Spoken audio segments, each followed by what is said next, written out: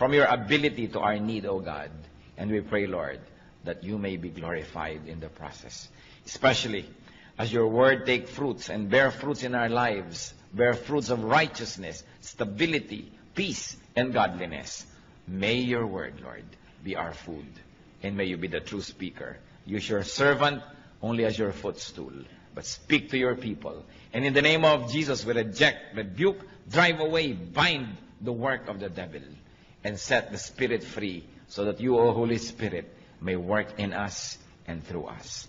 Father, we commit this time to you, confident that you hear as we ask in Jesus' mighty name.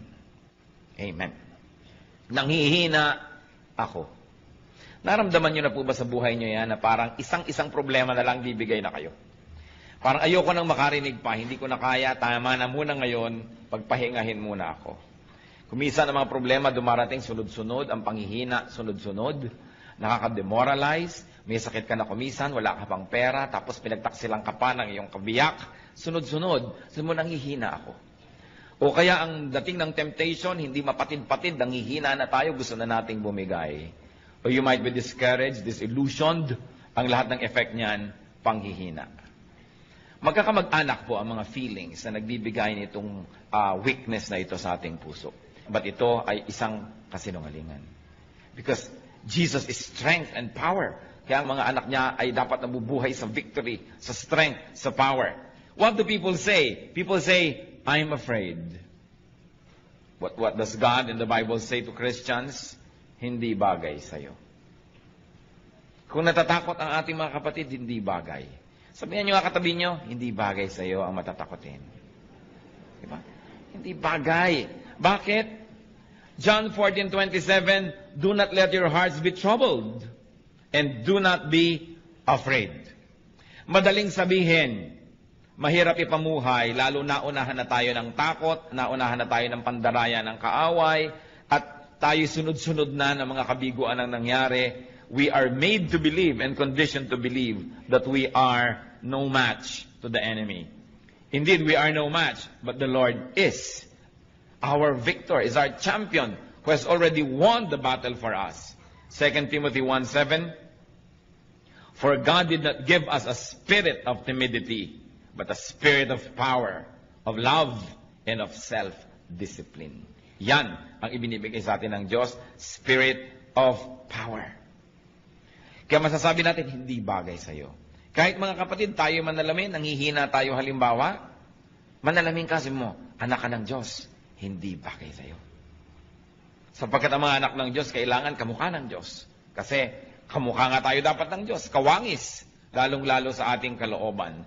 So, brothers and sisters, discipline yourself not to be afraid. It is a matter of habit. Natatakot tayo sa darating, natatakot tayo sa sakit, natatakot tayo sa pagtanda, natatakot sa kamatayan, etc., etc. At kamag-anak po niyan, yung sinasabi mo lagi, I'm worried and frustrated. It's part of being afraid and it's part of being weak. I'm worried. Ano po ang sagot ng Panginoon dyan? You're worried? Cast your cares on me. Cast your cares on me. 1 Peter 5:7, cast all your anxiety on Him because He cares for you. Di po ba kumisan meron tayong panghihina ng loob, may pamamroblema, pero pag nakahinga tayo sa ating kapalagayang loob, kay kapatid, kay kamag-anak, kay ibigan, lumalakas-lakas ang ating loob. Pero kuminsan hindi natin kailangan makipag-date pa, mag-lunch tayo, magkape tayo para lumakas ang loob natin. Kasi ang Panginoon is only a prayer away. And through prayer, we can cast all anxieties and cares on the Lord. So kung meron tayong problema, isumbong mo sa Diyos. Nakatutulong kuminsan na may napagsusumbong-sumbongan tayong kapwa-tao, meron tayong nahihinga-hingahan, pero huwag yung magiging kapalit nung tayo na nanalangin at lumalapit sa Diyos. Another complaint of people tungkol sa panghihina, mahina daw ang isip, I am not wise enough. But the Lord answers, I give you wisdom. Huwag kang lagi nagdadahilan na hindi ako marunong, sapagkat nagbibigay ang Diyos ng kaalaman. 1 Corinthians 1:30, Christ Jesus has become for us wisdom from God. Of course, once more, it has a specific meaning, but its general meaning is that we can have wisdom through the Lord. Learn. Hindi dapat lagi nating sinasabi, hindi kasi ako marunong. Kung mga 1 buwan na nating sinasabi yan, 1 taon, 10 taon, tama na yon. We've got to learn. At kakambal niyang, I'm not wise enough. Ano pong laging maririnig mo sa mga tao? I don't know what to do. Pero ano pong sinasabi ng Biblia at ano sinasabi ng Panginoon dyan? I know. I will guide you. Proverbs 3, 5-6. Trust in the Lord with all your heart and lean not on your own understanding. In all your ways acknowledge Him and He will make your path straight. So, magtiwala sa Panginoon, huwag sa sarili. Huwag sumandal sa sarili lamang kaalaman sapagkat maaaring yan ay only half-truth, half-lie, or a full lie, or a distorted truth. Sabi, in all your ways, acknowledge Him.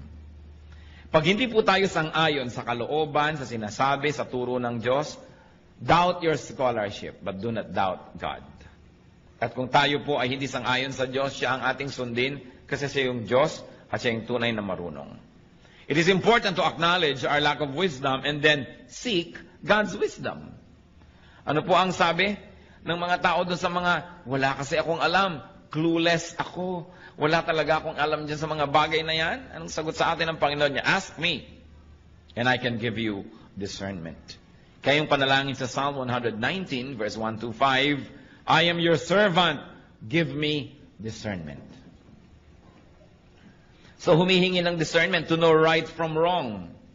Knowledge po, madali naman yan na makolekta kasi information lang yan But what do you do with knowledge? How do you apply knowledge? Then that becomes wisdom. Paano natin papakinabangan yung alam natin na informasyon? Kaya some people only become more and more knowledgeable but it doesn't make them wiser. Kaya hindi ko mo edukado, marunong sa buhay. Kahit marami kong isang degrees, marami lang alam na information, pero hindi alam i-apply sa buhay yon, walang wisdom. Marami naman hindi nakapag-aral, pero talagang wise. Pag pinakinggan mo, daig pang nag-aral. Kasi magkaiba naman yung knowledge sa wisdom. But wisdom God can give. And discernment God can give. Kaya sa Psalm 119, 1-5, I am your servant, give me discernment. Pero may kondisyon, I am your servant.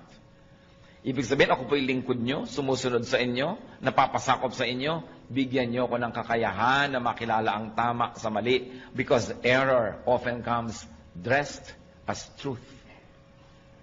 Siyempre, yung kasinungalingan, dapat dumating yan na nakabihis na siya ay katotohanan para makapandaya. Alangan mang dumating ang kasinungalingan na hubad, di alam yung kasinungalingan yon. Kaya nakakapandaya. Dapat may discernment. At yan ay nahihingi. Ask God for discernment. Sa pagbabago po ng ating buhay, sa pagbabago ng ating pananaw, importanteng magbago muna ang ating isip at paraan ng ating pag-iisip. Kaya sabi sa Romans 12:2, be transformed by the renewing of your mind. Then you will be able to test and approve what God's will is. His good, pleasing, and perfect will.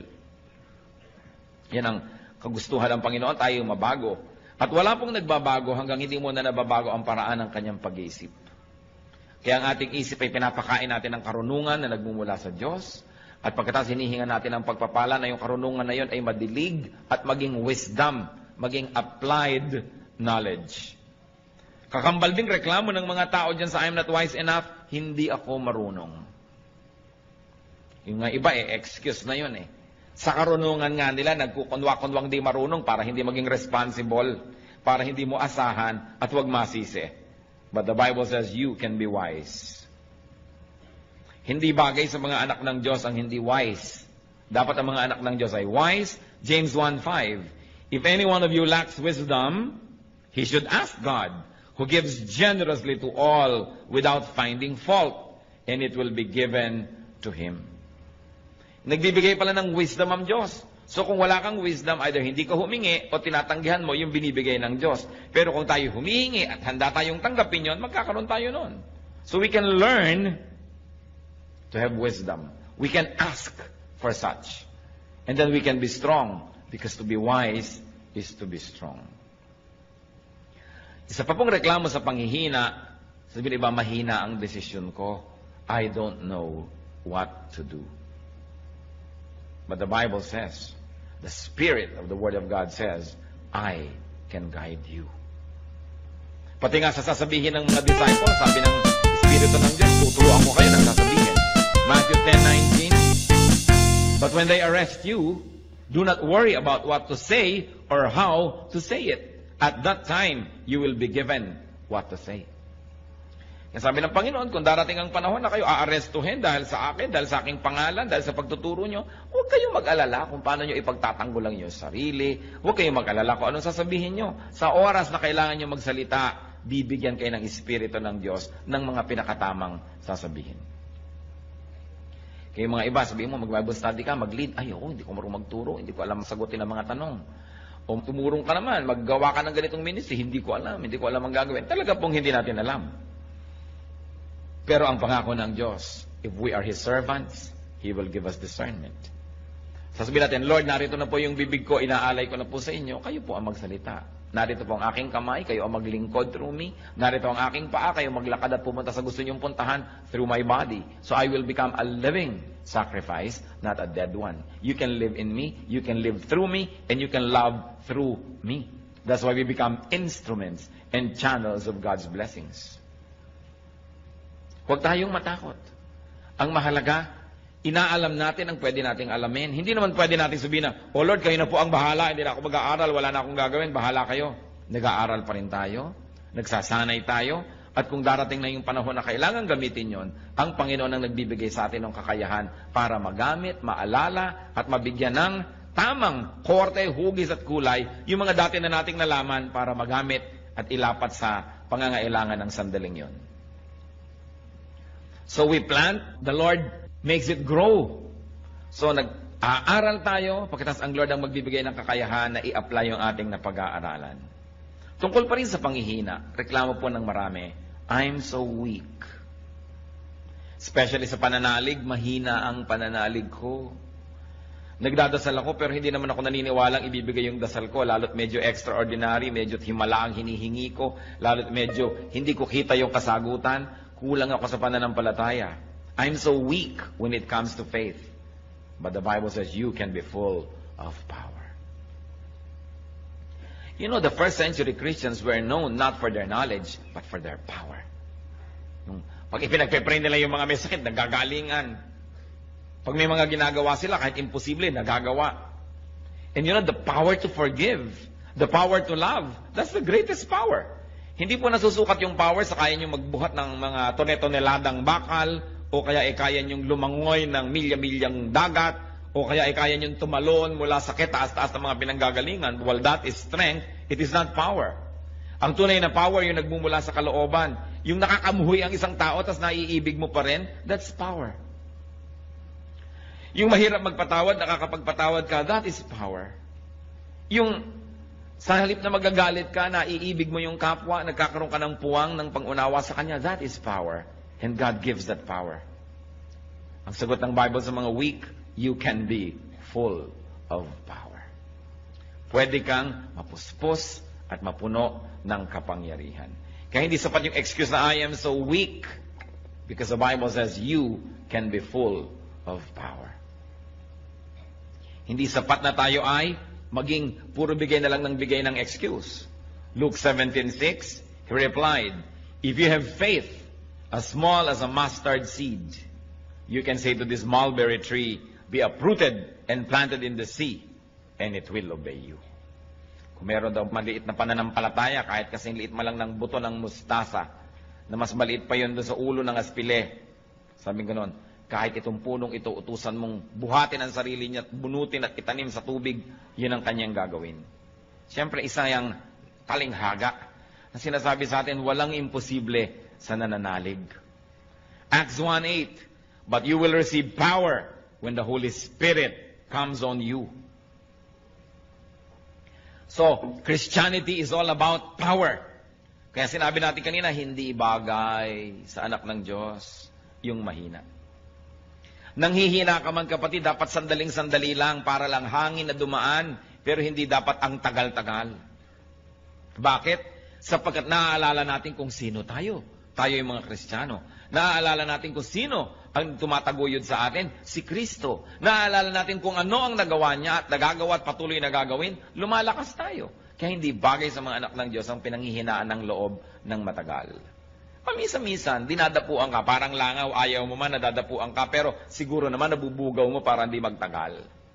So, ganun din yung mga espiritu ng panghihina. Pag dumapo at nadayakat ng hina ka, teka, sino ba ako? Anak ako ng Diyos. Sino ba yung nagsusustain sa akin? Si Kristo, na pati ang kamatayan ay kanya nagapi. Sino ba ang kakampi ko? The Lord of Lords, the King of Kings. So bakit ako ganito? Hindi bagay sa akin. Therefore, the Bible says, you can be strong. 2 Corinthians 12:9. But he said to me, my grace is sufficient for you. Church, read aloud. For my power is made perfect in weakness. Therefore, I will boast all the more gladly about my weaknesses, so that Christ's power may rest on me. Ano sabi ni Lord? My grace is sufficient for you. My power is made perfect in weakness. Kaya sabihin natin, Lord, weak po ako sa area na yan. Sabi niya, mabuti. Strength ko yan eh. Hindi ka aasa sa sarili mo, umasa ka sa akin at makikita mo magiging strong ka.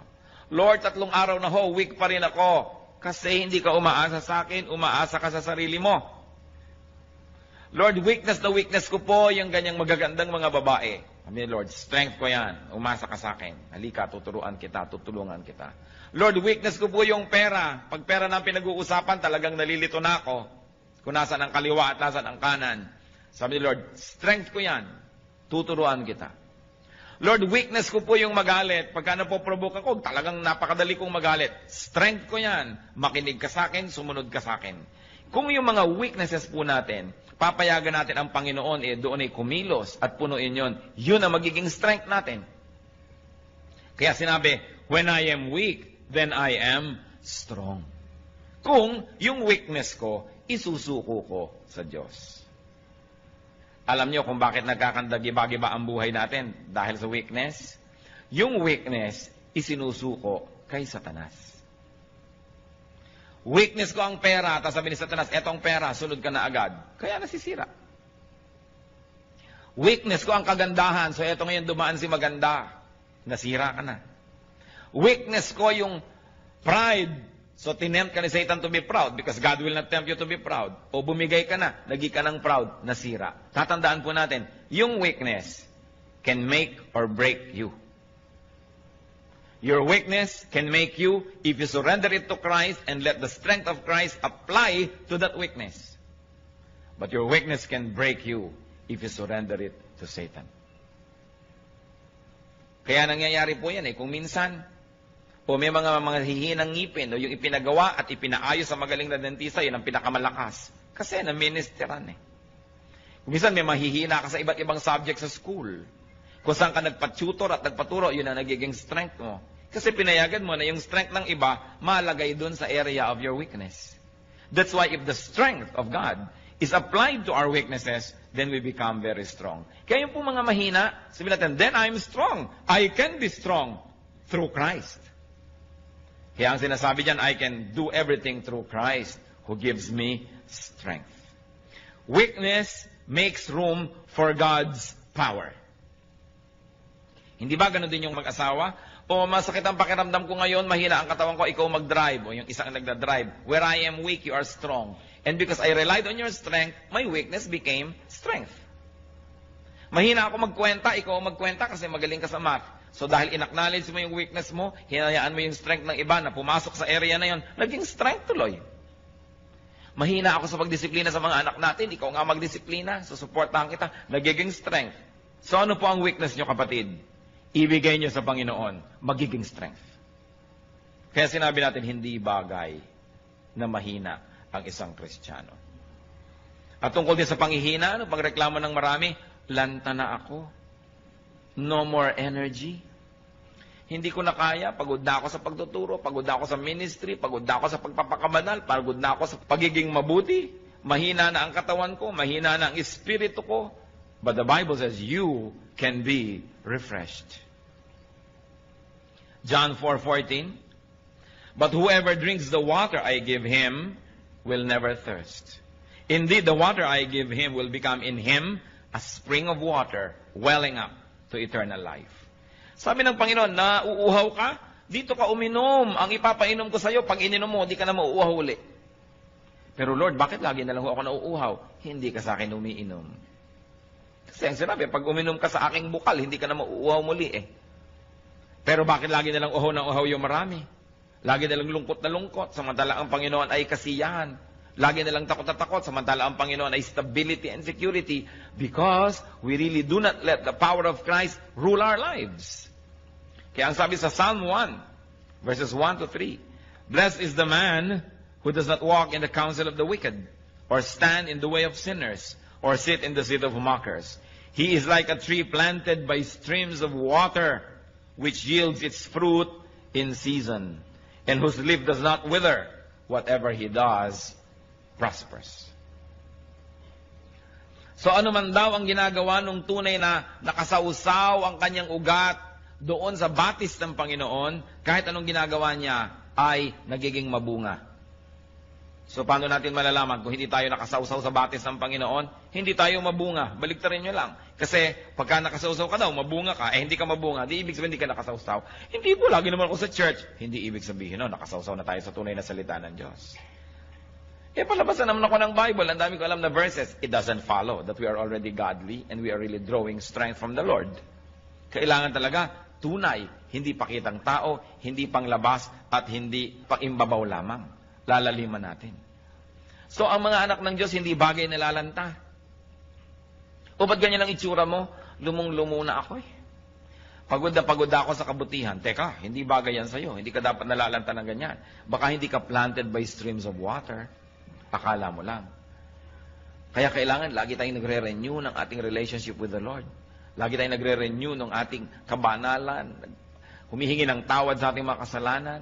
Nag-aaral ang mga salita ng Diyos at patuloy na humihingi ng karunungan kung paano i-apply yon. Yung iba ang panghihina nila, hindi ko kayang gumawa ng mabuti. Ano? Yung biyenan ko, kakausapin ko, hindi ko kaya yan. Ano? Tutulungan ko yung mga dating umisulto sa akin, hindi ko kaya yan. Ano pong reklamo ng iba? I cannot afford to do good. Yan ang aking weakness. But the Word of God says, I can give you enough supply, enough strength, so you can afford to do what is good. 2 Corinthians 9, verse 8. And God is able to make all grace abound to you, so that in all things, at all times, having all that you need, you will abound in every good work. Yan po ang pangako. Aapaw tayo sa mabubuting gawa, sapagkat sa lahat ng panahon, aapaw ang grasya ng Diyos sa ating buhay. Sa lahat ng oras, sa lahat ng lugar, you will have everything you need. In that case, you will overflow and you will abound in good works. Yan po ang kalooban ng Diyos para sa atin. Hindi maging mahina tayo sa paggawa ng mabuti. Marami mga tao mahina sa paggawa ng mabuti pero malakas sa paggawa ng masama. Hindi makapagpakumbaba, hindi makapagsabing I'm sorry, pero kayang-kaya niya magsabi ng masasakit na salita sa kapwa. Pag I'm sorry, hindi masabi. Pero pag masakit na salita, kaya. Pag act of kindness, kayang gawin. Sinasagot-sagot yung magulang, kayang-kaya. Pero pagka gusto ng yung magulang ihalikan o yakapin, hindi magawa-gawa. Nahihirapan ng loob pag gagawa ng mabuti. Pero gagawa ng mali, malakas ang loob. Pagka mandadaya, malalakas ang loob. Pagka aamin ng pandaraya, paghingi ng tawad, hindi kaya. Bakit nga ba ganun ang maraming tao? Ibig sabihin lang, hindi tayo lubos na nakasausaw sa batis ng Panginoon. Kasi bakit pagka may energy, pag nakikipag-away, kayang-kaya. Pero pagka gagawa ng mabuti, nahihiya. Ngingiti lang sa kapwa, hindi makangiti-ngiti. Napakarami pong tao gustong ngumiti, pero ayaw lang, nahihiyang ngumiti. Ayoko ngumiti, nakakahiya. Pero kayang-kayang manimangot. Yung gagawa ka lang ng mabuti, nakakahiya. Bakit babaligtad na yata? Kaya sabi, you will abound in every good work. That's why we have to be immersed in God's water. In God's perfect living water. Yung iba po, anong panghihina? Sabi na, huwag na tayo mag-Bible, huwag tayo mag-Christian. Kahit naman mabuti tayo ngayon, next week, babalik din tayo sa dati. Hindi rin natin kaya i-maintain yan. Yan ang reklamo ng iba. I am weak. I cannot maintain a holy lifestyle. I cannot be holy enough. Yan po ang reklamo ng iba. Sobra akong mahina, hindi ko rin naman kayang i-maintain, huwag na lang umpisahan. But the Lord says, I will help you. Yan ang kanyang pangako. You say you cannot maintain a holy lifestyle, I cannot be holy enough. The Lord says, I will help you. Philippians 1:6, being confident of this, that He who began a good work in you will carry it on to completion until the day of Christ Jesus. Siya na nag-umpisa at kasama mo sa pag-uumpisa ng pagiging mabuti at paggawa ng mabuti at pagbabagong loob, siya ang tutulong sa iyo na makumpleto yan, mabuo yan hanggang sa pagbabalik ni Kristo. Kaya hindi bagay sa Kristiyano yung mahina sa kabanalan, pero sa kasalanan, malakas. Nababaligtad. At meron pa nagsasabi, I cannot stand up. Mahina ako sa pagtayo, mahina ako sa paninindigan sa buhay. But the Word of God says, I can enable you. Hindi mo kayang tumayo, pero kaya kitang tulungan na tumayo at manatiling nakatayo. Romans 14:4. Who are you to judge someone else's servant? To his own master, he stands or fall. And he will stand, for the Lord is able to make him stand. Kaya daw nating tumindig, sapagkat ang Panginoon ang magbibigay sa atin ng kakayanan. Kaya kaya rin nating manindigan. Weakness, ano po bang ibig sabihin yan? Pag sinasabi nating nangihina ako, merong mga nangyari na sunod-sunod, kaya nakarating tayo sa ganong estado ng panghihina. At isa lang po, ang pinagmumula ng panghihina, yung pag-asa sa sarili lamang. Weakness comes from dependence on yourself alone. Because if you depend on God, your weakness will translate into strength. Pag tayo'y umaasa sa Diyos, ang kahinaan nagiging kalakasan. Where we are weak, we become strong. So mga kapatid, isa lang po itong simpleng analysis. When you are weak, it means you are depending on yourself. Or you are depending on other people. That's why you are weak.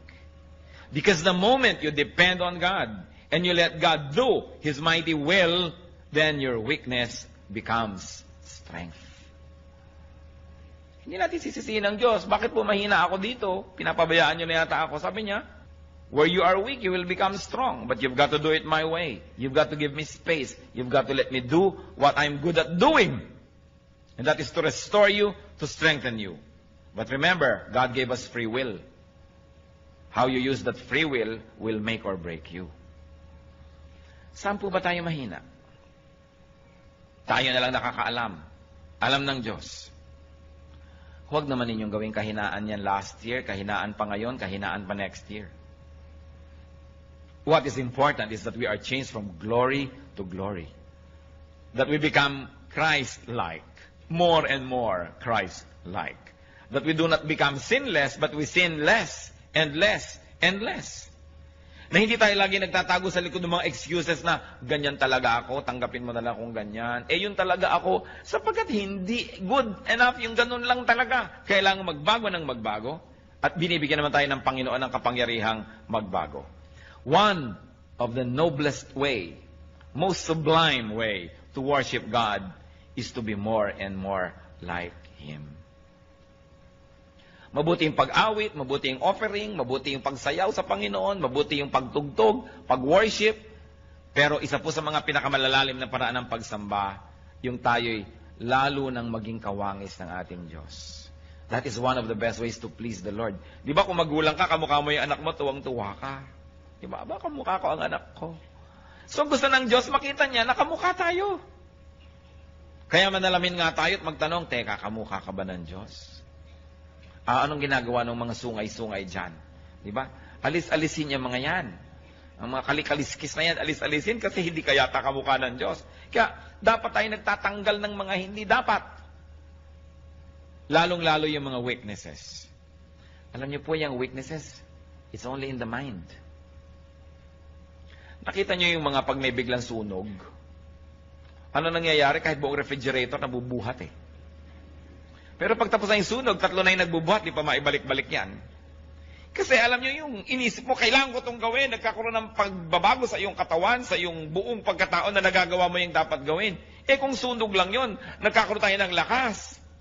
Di lalo na kung alam natin that this is a spiritual warfare, that we must win. Meron tayong lakas, lalo't ipinangako ng Diyos, I will never leave you, I will never forsake you. So niya, cast all your cares upon Him, for He cares for you. And when you are weak, you will become strong. What you must do is to allow the Lord to enter that weak area and do His will. Huwag tayong tumanggi. Huwag tayong makialam sa Diyos. Sumuko na lang tayo. Kaya ano-ano po ba yung mga areas na yan? Kung tayo nang hihina, remember, dahil umaasa tayo sa sarili lamang. Sapagkat kung umaasa tayo sa Diyos, we are planted by living waters. Our leaves do not wither. We bear fruits in season. Sabi niya, I'll give you living water and you will thirst no more. Yet why do many of us thirst in various areas of our lives? We thirst in our emotional life, in our intellectual life. We thirst here and there. We long for what we should not be longing for. Sometimes we become jealous and covetous and mainggitin pa at kung ano-ano. It means that we are not letting the Lord work in our weakness. Isang inaalagaan pa natin yung weakness na yun na, alam mo naman, weakness ko, dapat pinapansin ako. Talagang pag hindi ako napapansin, nagagalit ako. At yung hindi ka mapapansin, nagagalit-galitan ka pa at dinadagdagan mo pa. Dahil sasabihin mo, ako ito, kailangan bilhin mong ako ito. No, we should be changed. Be changed by the renewing of your mind. Ang kagustuhan kasi natin kumisan, paikutin ang buong planeta, mag-adjust sa atin. Yung tuwang-tuwa tayong, huy, talagang pag nakakakita ng pula yan, nagagalit, kaya huwag ka magpapakita ng pula. Talagang pagka nai-ignore yan, nagagalit, kaya papansinin mo lagi. Lalo tayong bine-baby ng mundo, lalo lamang lumalaki yung loob natin sa ating mga kalikuan. Kaya pag alam natin, mali ako dito, Lord, I surrender this weakness to you. Turn it into strength. And I know that the Lord will do it because God said it. And if God said it, then it must be true. Hindi pwede na nabubuhay tayo sa weakness. Gustong-gusto ni Satan yung naniniwala kang weak ka eh. Kasi yung kaya mong gawin, hindi mo na ginagawa, nakumbinsi ka na hindi mo kaya. Alam niyo si Satan, pipigilin niya una na masave ka. Pipigilin niya na ipanganak ka muli, na magkaroon ka ng panibagong buhay. Pag di niya napigil yon, at di naman niya kayang pigilin, kung gugustuhin ng may katawan, di niya mapipigil. Pag di niya napigil yon, ang susunod niyang pipigilin, lumago ka sa pananampalataya. Pipigilin niya yan.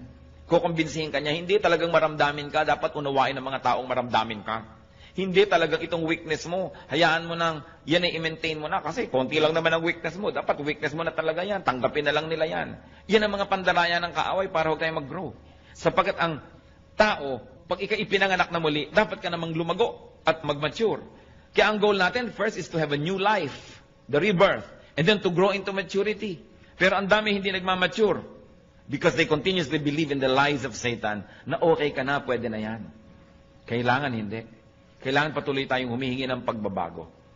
At pag nag-grow ka, nagiging kang strong, anong gagawin ni Satan? Bibigyan ka ng mga kadayaang, mahina ka, hindi mo kaya.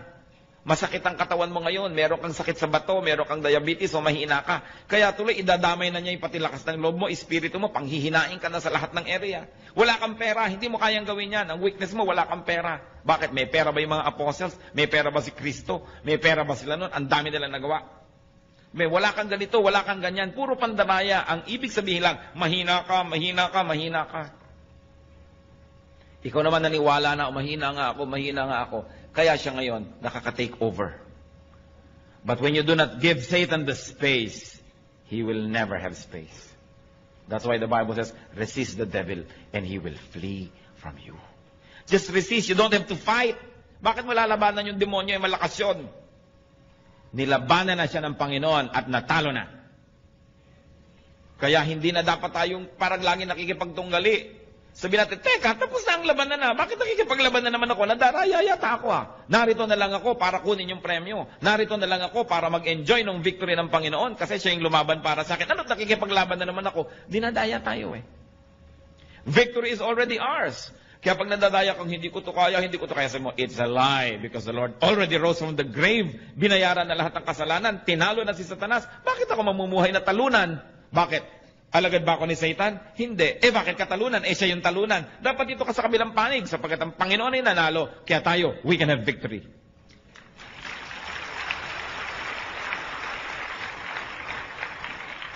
Malaking bagay po kumisan yung naaalala mo kung sino ka. Meron akong kilala.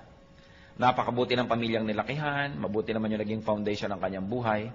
Sa kalagitnaan ng buhay niya, nalulong siya sa mga bisyo, nakasama niya mga maling tao, nadala siya ng nadala sa mga putikan at sa mga kasalanan at sa mga kamalian, naiba siya ng naiba yung pananaw niya sa sarili niya, nawalan siya ng self-respect, nakalimutan niya pati table manners na alam naman niya, nalimutan niya yung pagbibihis ng tama na alam naman niya, kasi hinila siya ng hila pababa ng kanyang environment. Pero minsan nakasakay siya sa jeepney at sa traffic. Napag-isip-isip niya kung sino siya at sinong pinanggalingan niya. Sabi niya, teka, pag tinitingnan ko yung sarili ko, hindi ako ito. This is the distorted version of me. And I was distorted because of the wrong company I kept. I was distorted because of the wrong beliefs I espoused. I was distorted because of the wrong activities that I indulged in. Babalik ako sa aking sarili. Babalik ako kung sino ako talaga. At ginawa po niya yon. At nakabalik siya sa kanyang dating status. May paggalang sa sarili, merong dignity, at iginagalang ng iba. Tayong mga anak ng Diyos, we are created for holy work. We are created for dignity. We are created for respectability and for fruitfulness. If this is not happening in your life, mag-isip-isip dahil hindi ito ang tunay niyong pagkatao. Tayong anak ng Diyos, ang pagkatao natin, yung pagkatao ni Kristo. Yung Espiritu ng Diyos. Kaya kailangan nabubuhay sa buhay natin yan, sa puso natin. Titingnan natin ang mga pinagsasasabi ng ating bibig kung tama sa identity natin, ang ating lifestyle, ang ating ginagawa. We are a royal priesthood, a holy nation, servants of God. Less than that, hindi bagay sa atin. Kaya dapat meron tayong dignity. Hindi hahabol-habol ka ng kahit konting pagtingin, namamalimos ng pag-ibig kahit na isang laang kaluluwa sa impyerno may umibig lang sa'yo. Teka, iniibig ako ng Diyos. Kung kailangang ibigin mo ka na, magkakasala pa ako, habul-habulin lang kita, wag na, sa'yo na ang pag-ibig mo, hindi bagay sa akin yan. Anak ako ng King of Kings and Lord of Lords, hindi bagay na isinasangla kong kaluluwa ko, magkapera lamang, magkaroon lang ng mga hinahangad ko, kayang ibigay sa akin yan ng Diyos, God's way, not through Satan's way. Don't live in a lie, you are a child of God. Mahalaga inaalala mo, sino bang magulang ko? Di ba ang Diyos? Hindi naman si Satanas. Ba't ganito ang nangyayari sa buhay ko? Bakit sinusunod ko si Satan? Mali. Sino tayo? Sabi sa Bible, but you are a holy nation. You are a royal priesthood. You are the children of God, children of light. You are the inheritors of all of God's creation. Seed of Abraham through Christ. Pag naaalala natin kung sino tayo, mamumuhay tayo above all our weaknesses. Mamumuhay tayo na kagalang-galang na paraan. Kung kinakailangang mabawasan yung material blessing na yan, basta maging kagalang-galang tayo, di bale. Pero hindi tayo magpapakahamak, magpakadusta-dusta, magkaroon lang ng kotse, magkaroon lang ng bahay, magkaroon lang nito. Sapagkat lahat ng bagay na yan, lilipas din. Hindi kailangan na yung espiritu, which is forever, will be sacrificed for something, for some matter, which will decay in a matter of years. It's important to remember who we are. Because when we do, we live according to the true identity.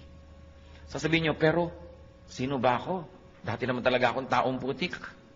Dati naman talaga ako nasa kasalanan. Dati naman, no! 2 Corinthians 5:17. If anyone is in Christ, he is a new creation. The old is gone, the new has come. May bago na tayong pagkatao at dapat tayong mabuhay according to that new person and new personality. Nilimot na ng Diyos yung dati nating mga ginawa, mga kasalanan at mga pagkakamali. Bigyan tayo ng bagong pasimula. Kaya dapat yun na ituloy na natin. Hindi yung sinasabi sa Bible that the seed is washed only to wallow in the mire. Hinugasan na ng hinugasan pag babalik din lang sa putik. Nahugasan na tayo, panindigan natin at hindi tayo dapat magpabalik-balik sa mga kamalian. Huwag kayong magpapadaya that you are weak. Because in Christ, faith, we can do anything. Weakness means dependence on oneself. Strength comes from dependence on Jesus. Kaya kung nangihina, alam natin yun, tumahaw. Bakit pinanghihinaan ng loob? Ang dami kong gagasasin, wala akong pera sa bulsa. Umaasa ka sa sarili mo. O maaaring bigyan niya ka ng kalakasan para harapin yun. So kung ano kaya ang gagawin ko pagtanda ko? Paano yan? Wala akong savings, wala yata akong naipon. Umaasa ka sa sarili. Kung umaasa ka sa Panginoon, lalakasan yung loob. Hindi ko yata kayang lutasin ang problema ng pamilya ko kasi umaasa ka sa sarili. Natin, Lord, nandito ang pamilya ko. Ipinangako nyo, hindi nyo ako papabayaan. Ipakita nyo sa akin kung paano kayo kumikilos at nang makaka-cooperate ako, makasunod ako nang masolve ito. Pero oras na humiram tayo ng kasangkapan from Satan to solve our problems, na-solve ng konti, pero ang laki ng bayad, lalo mas malaking problema ang kasunod. Parang mayroon na nga kayong problema, mangungutang pa kayo sa 5-6 para bayaran. Mamaya, mas malaki pa rin yung utang nyo. Ang ending, nagkalubog-lubog kayo lalo. Kasi hindi dapat yun ang solusyon. Merong gumawa sa inyo ng mali, gagawin nyo na ng mali para malutasan kayo. Gagantihan kayo ng anak nun, yung anak niya gaganti naman. Hindi na natapos-tapos. Kung gusto natin na solve na ang problema natin, wag na wag kayong hihiram ng tool ni Satan. Kung yung kotse nyo may sira, kailangan nyo ng gamit. Inaabot ni Satan yung gamit para ang ganda-ganda, bagong-bago, pwede pa rin sabihin, ayoko. Itong solusyon, galing sa'yo, ayoko. Kahit kamay ko o ngipin ko o gilagit ko ibang fit ng tumilyong ito, hindi ako hihiram ng screwdriver na yun. Para Satan ka Hindi ka naman mabuti Hindi ka naman mabait. Sabi ni Lord, you come only to steal, kill, and destroy. Ano tinaabutan mo ako ngayon? Alangan namang love mo ako. Daya yan. Pag kinuha ko yan, may bayad. Huwag na.